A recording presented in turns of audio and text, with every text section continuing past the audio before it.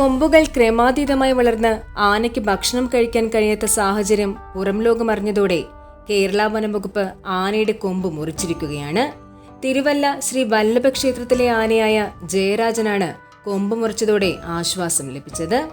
ഏതാനും ദിവസങ്ങൾക്ക് മുൻപ് തന്നെ കൊമ്പുകൾ ക്രമാതീതമായി വളർന്നതിനെ തുടർന്ന് തിരുവല്ല ശ്രീ വല്ലഭ ക്ഷേത്രത്തിലെ ആനയായ ജയരാജന് ഭക്ഷണമോ വെള്ളമോ കുടിക്കാൻ കഴിയാത്ത ദുരവസ്ഥ സോഷ്യൽ മീഡിയയിലൂടെ പുറം ലോകം അറിഞ്ഞിരുന്നു. തുടർന്നാണ് വനം വകുപ്പിന്റെ അടിയന്തര നടപടി ഉണ്ടായത്. 2022 ജയരാജന്റെ കൊമ്പുകൾ അവസാനമായി മുറിച്ചത്. അന്ന് കോടതി ഉത്തരവ് നേടിയെടുത്ത ശേഷമാണ് വനം വകുപ്പ് ജയരാജന്റെ കൊമ്പ് മുറിക്കാൻ തയ്യാറായത്. ഏകദേശം 31 വയസ്സുള്ള ജയരാജന് കൊമ്പുകളുടെ വളർച്ചയാണ് പ്രധാന പ്രശ്നം. കൊമ്പുകൾ കൂട്ടിമുട്ടുന്ന രീതിയിൽ വളരുന്ന കൂട്ടുകൊമ്പുകളാണ് ജയരാജനുള്ളത്. ആനയുടെ ദുരവസ്ഥ മനസ്സിലായതോടെ ശനിയാഴ്ച തന്നെ ആനയുടെ കൊമ്പ് മുറിക്കാനുള്ള ഉത്തരവ് ലഭിച്ചു. തിങ്കളാഴ്ചയോടെ ആനയുടെ കൊമ്പ് മുറിച്ചു.